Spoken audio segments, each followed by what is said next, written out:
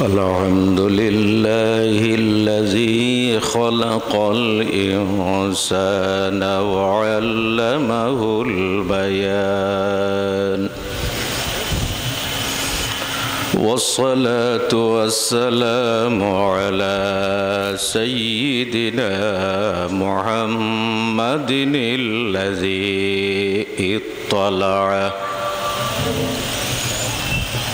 اطلعه بما يكون وبما كان وعلى آله وصحبه الذين وعدهم الجنان أشهد أن لا إله إلا الله وحده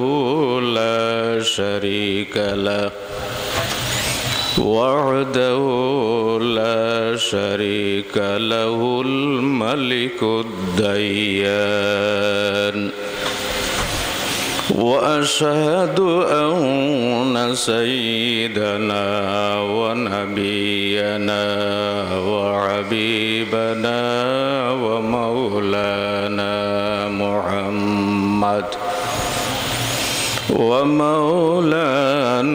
محمدا عبده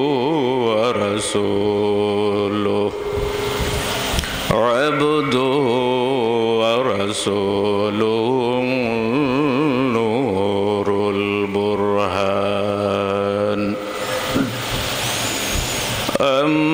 أما بعد فأعوذ بالله من الشيطان الرجيم بسم الله الرحمن الرحيم إن الدين عند الله الإسلام صدق الله العظيم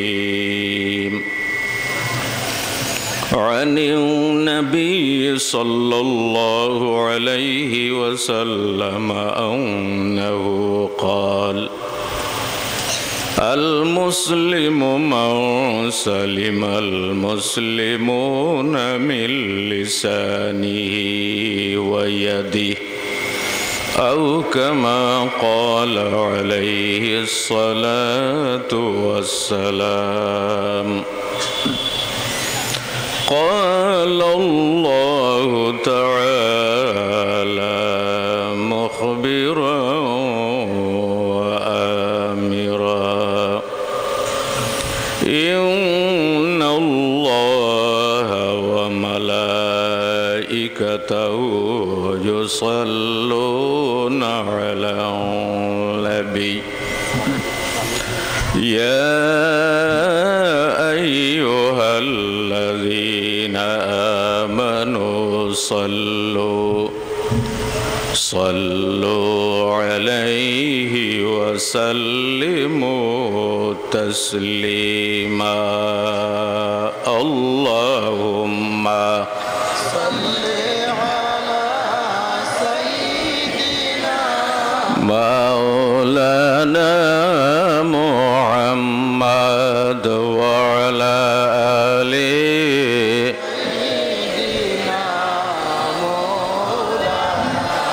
আর একটু উচ্চ কণ্ঠে আল্লাহুম্মা সাল্লি আলা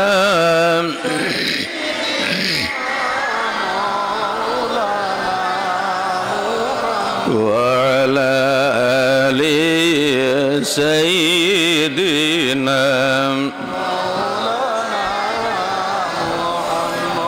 উম্মতের জল্লে নবী খান্দেন সুদায় জারে জার মাফ করো গো দয়ার আল্লাহ আমার উম্মত গুনাহগার আল্লাহুম্মা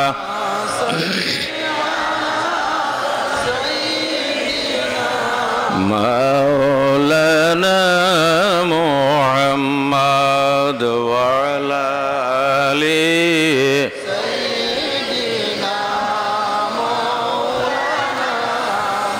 মরণ কালে আসিয়া নবী দিও আমায় কলিমা মন বরিয়া দেখব আমি রইল মনের বাসনা আল্লাহুম্মা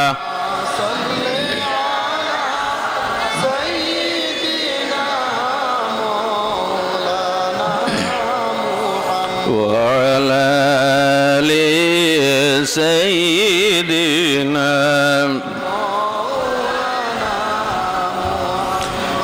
খুশি হইলা সব মখলুকাত স্বয়ং রব্বুল আলামিন পয়দা হইলা যে দিল নবী রহমাতুল লিল আলামিন আল্লাহুম্মা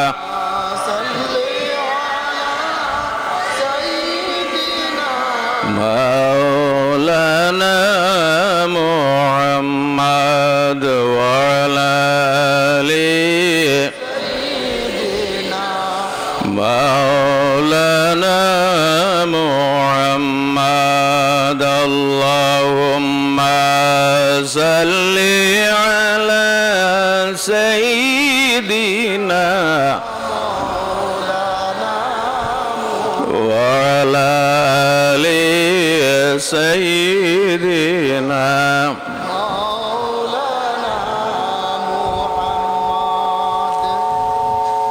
হাইলাকান্দি বাস স্ট্যান্ড জামে মসজিদের সামনে সংলগ্ন মাঠে ঈদে মিলাদুন্নবী উপলক্ষে আয়োজিত আজকের এই নেক মাহফিলের সম্মানিত সভাপতি সাহেব, উপস্থিত হযরত উলামায়ে কেরাম, মুরব্বিয়ানে ইসলাম এবং সর্বস্তরের বিরাদারানে ইসলাম, আপনারা সব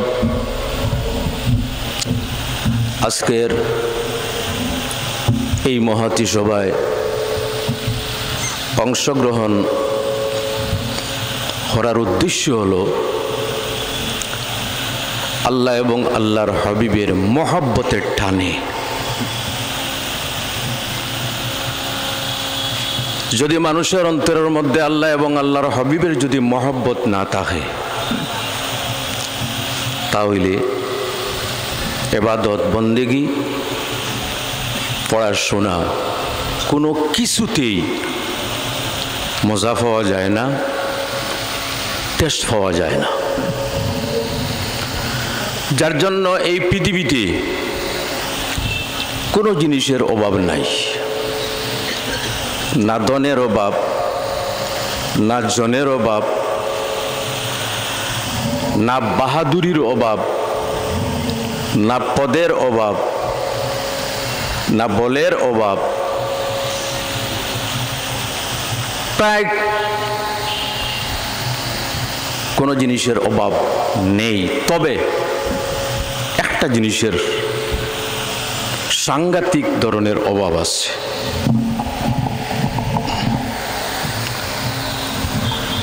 যে জিনিসের অভাব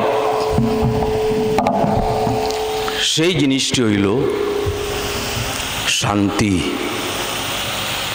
আমার কথার সঙ্গে আপনারা একমত আছেন কিনা? কোনটির অভাব? শান্তির অভাব। মানুষ শান্তির জন্য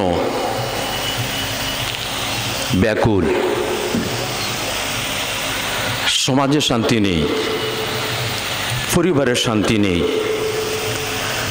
নিজ কর্মক্ষেত্রে শান্তি নেই, শহরে শান্তি নেই, গ্রামে শান্তি নেই, অশান্তির পরিবেশ।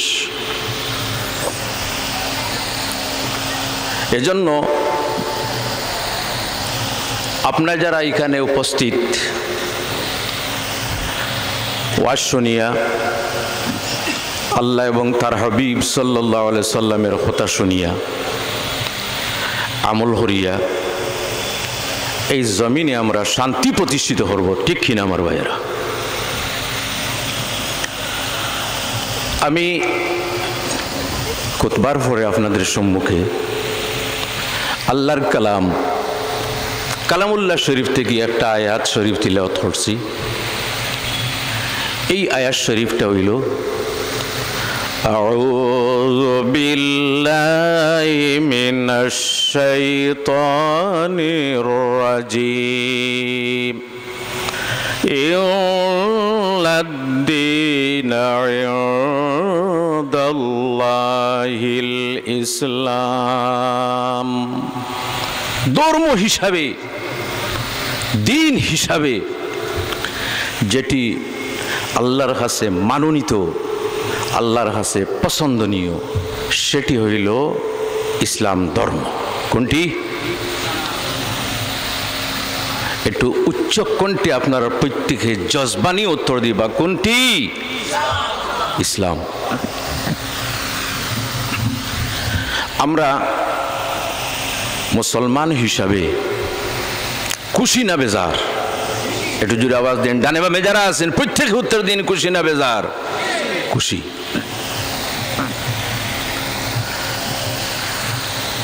আল্লাহর হাবিব আলাইহিস সালাম শান্তির নবী, কোরআন শান্তির কিতাব, ধর্ম শান্তির ধর্ম, শরীয়ত শান্তির, আল্লাহ এবং তার রাসূল সাল্লাল্লাহু আলাইহি সাল্লামের প্রদত্ত সমাজ ব্যবস্থা শান্তির, মসজিদ শান্তির, তাহলে অশান্তিটা কেন? গতিকে আমার ভাইয়েরা, আল্লাহর হাবিব আলাইহিস সালাম যে ধর্ম নিয়ে এই পৃথিবীতে আগমন করছেন, সেই ধর্মটির নাম হইল ইসলাম ধর্ম। একটু জোরে আওয়াজ দিবা আপনারা, জজবা নিয়ে। কোন ধর্ম? ইসলাম ধর্ম। ইসলাম শব্দের অর্থ আমরা সবাই জানি শান্তি। তবে শান্তি এমনিতে প্রতিষ্ঠিত হয় না, শান্তি প্রতিষ্ঠিত হয় আত্মসমর্পণের মাধ্যমে। আত্মসমর্পণ কার কাছে করব? দুনিয়ার কোনো মানুষের কাছে করব? আত্মসমর্পণ আমরা করছি আল্লাহ সুবহানাহু ওয়া তাআলার কাছে, এবং আমরা পড়ছি লা ইলাহা ইল্লাল্লাহু মুহাম্মাদুর রাসূলুল্লাহ। সাউন্ড বক্সের আওয়াজ ক্লিয়ার হয় না কেন? গতিকে আমরা দেখতে পাই ইসলামের যত বিধিবিধান আছে সেটেল হরিয়া রাখি দিও, নাড়াছাড়া করিও না। ইসলামের যত বিধিবিধান আছে, নামাজ, রোজা, যাকাত, হজ, এই যে যা কিছু আছে, এই সম্পূর্ণের মাধ্যমে শান্তি প্রতিষ্ঠিত হয় না অশান্তি প্রতিষ্ঠিত হয়? কিভাবে শান্তি প্রতিষ্ঠিত হয়? আমরা 5 ওয়াক্তের নামাজ পড়ি, জামাতের সাথে নামাজ পড়ি,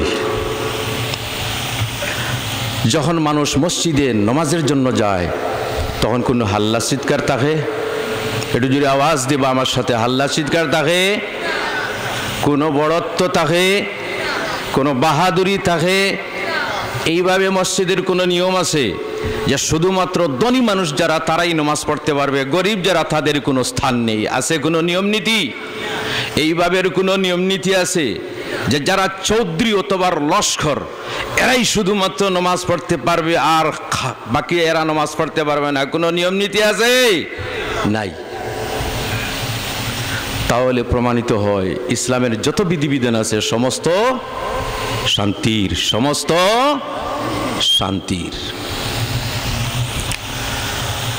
যখন মানুষ যথাযথভাবে নামাজ পড়ে, এই নামাজের মাধ্যমে তার মন শান্তি, তন শান্তি, জাগা শান্তি, সমাজ শান্তি, কোনো ধরনের অশান্তি নাই। কারণ যখন কোনো মানুষ আল্লাহর কাছে আত্মসমর্পণ করবে, আর এই আত্মসমর্পণ করার জন্য যখন সে আল্লাহর বিধিবিধান মানার মাধ্যমে প্রমাণ দিবে, তখন এই বিধিবিধান মানার মাধ্যমে কোনো ধরনের অশান্তি নাই। এখন প্রশ্ন হইল, শান্তি প্রতিষ্ঠিত হইতে হইলে, ফর এক্সাম্পল, দুই গোষ্ঠীর মধ্যে দ্বন্দ্ব আরম্ভ হয়েছে, ঝগড়া আরম্ভ হয়েছে, মারামারি আরম্ভ হয়েছে, ঝগড়া করতেই থাকে, করতেই থাকে, করতেই থাকে, শান্তি আসবে? হাকিবানা একটা উত্তর দিবা আপনারা। শান্তি আসবে? শান্তি কখন আসবে? যখন একদল আত্মসমর্পণ করবে, তখন অটোমেটিকলি শান্তি আসবে। এজন্য শুধুমাত্র এক পক্ষ যদি শান্তি চায়, শান্তি বলে, তাহলে শান্তি প্রতিষ্ঠিত হইবে না। আমাদের দেশে দেশে, এই ভারতের জমিনে, গোটা পৃথিবীতে শান্তি প্রতিষ্ঠিত হইলে সব পক্ষের জন্য চেষ্টা করার প্রয়োজন আছে, আছে কিনা? এজন্য আমার ভাইয়েরা, নামাজের মধ্যে শান্তি, যদি মানুষ যথাযথভাবে নামাজ পড়ে, গতিকে একজন শায়রের শের, কত সুন্দর একটা শের পড়েছে। এই শেরের অর্থ হইল, যখন মানুষ মসজিদে নামাজের মধ্যে যায়, তখন জাতফাতের কোনো ভেদাভেদ থাকে না, তখন ছোট বড়ের কোনো ভেদাভেদ থাকে না, ধনী গরিবের কোনো ভেদাভেদ থাকে না। সেখানে একটাই উদ্দেশ্য থাকে, আমরা সবাই আল্লাহর বান্দা। আমরা সবাই কি? আল্লাহর বান্দা। তাহলে বোঝা গেল নামাজের মাধ্যমে শান্তি প্রতিষ্ঠিত হয় কি না? যদি শান্তি প্রতিষ্ঠিত করার উদ্দেশ্যে যথাযথভাবে যদি মানুষের নামাজ পড়ে, এই নামাজ পড়ার মাধ্যমে যদি এক শ্রেণীর মানুষ যদি তাদের সহ্য হয় না, তাহলে করার কোনো কিছু নাই। আমরা শান্তি চাই, অশান্তি কখনো চাই না। আমরা সংহতি চাই, সংঘর্ষ কখনো চাই না, ঠিক কিনা আমার ভাইরা? তারপরে আমার ভাইরা, নবী শান্তির কিভাবে আল্লাহর হাবিব আলাইহিস সালাম এই পৃথিবীতে শান্তি প্রতিষ্ঠিত হল্লা। আরবের অবস্থা যখন অত্যন্ত শান্ত ছিল, মানুষের মধ্যে মারামারি, হাঁটাহাঁটি, হানাহানি, যখন কোনো গোত্রের মধ্যে দ্বন্দ্ব আরম্ভ হইত, বছরের পর এই দ্বন্দ্ব থাকত। বিশেষ করিয়া মেয়ে সমাজের উপর যে ধরনের অত্যাচার হইত, কোনো মেয়ের জন্ম হইলে জীবিত অবস্থায় কবরস্থ করা হইত। কি অশান্তি! নাফরমানির চরম সীমায় ছিল। এমন কোন নাফরমানির কাজ নেই আরবের মানুষে করতো না। সেই অশান্ত পৃথিবীরে শান্তি করার জন্য সর্বশেষ যে নবীর আল্লাহ পৃথিবীতে পাঠাইছেন সেই নবী হইলা সাইয়্যিদুল মুরসালিন মহানবী হযরত মুহাম্মদ সাল্লাল্লাহু আলাইহি ওয়াসাল্লাম। গতিকে আল্লাহর হাবিবের জন্মের কারণে আমরা সবাই খুশি না বেজার?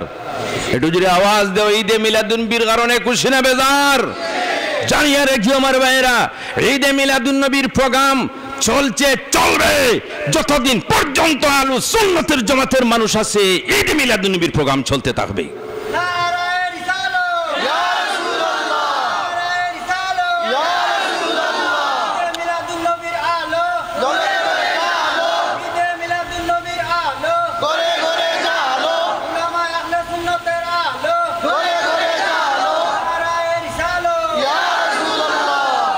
আমি খেয়ারে গালাগালি করছি? একটু যদি আওয়াজ দিবা। গালাগালি করছি? কোনো কটু কথা হয়েছি? কিন্তু এক শ্রেণীর মানুষের সহ্য হয় না, ওয়াজও গেলেই শুধুমাত্র গালাগালি করি। নাউজুবিল্লাহি মিন যালিক। আমার ভাইয়েরা, কিভাবে শান্তি প্রতিষ্ঠিত করলাম?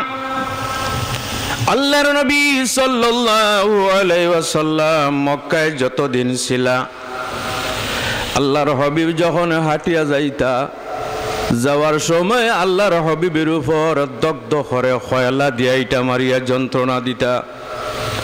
আল্লাহর হাবিব যদি কোনো দিকে গিয়া কোরআন শরীফের তিলাওয়াত আরম্ভ করতা, তখন ইসলামের শত্রুরা কোরআন শরীফের তিলাওয়াত বন্ধ করার জন্য মানুষদের বাধা দিতা।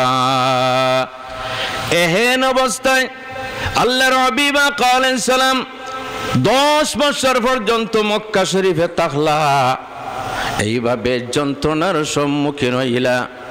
লাস্টে আল্লাহ সুবহানাহু ওয়া তাআলার যখন নির্দেশ হইল, আমার নবী এখন আর মক্কায় নয়, এখন হিজরত করিয়া শান্তি প্রতিষ্ঠিত করার জন্য মদিনায় গমন কর।